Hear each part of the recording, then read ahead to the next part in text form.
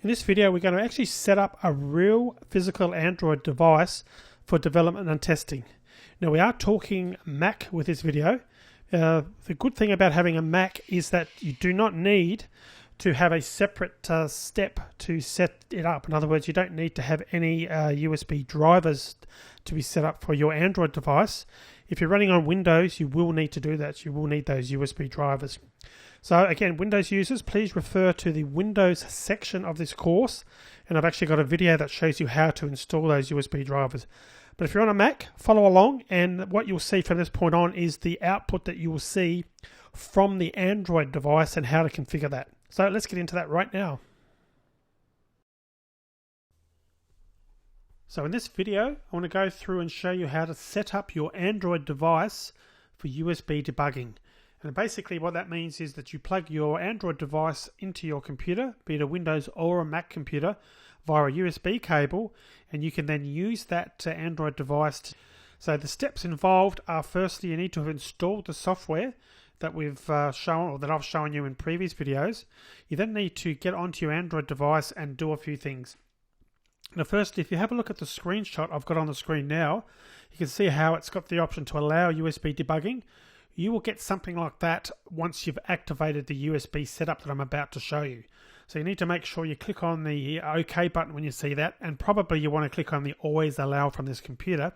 Otherwise, every time you go to set up and test, it will ask you that question on your Android device.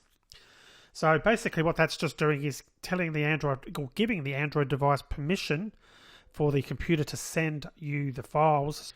So once you see that, make sure you do click that OK and the Always Allow. But in terms of going through the setup process, let me show you what to do now. So you need to get into the setup for your computer.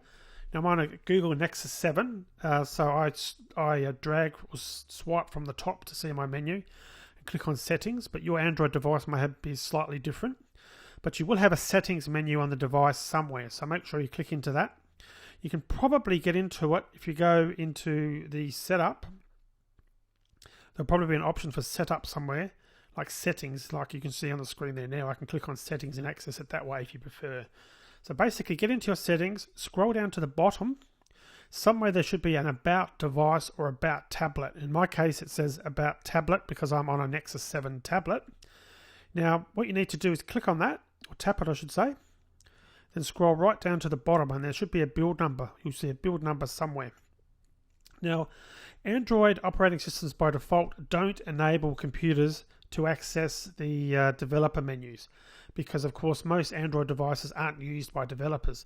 But because you're going to be setting up your device, we want to do just that. We want to enable the development mode.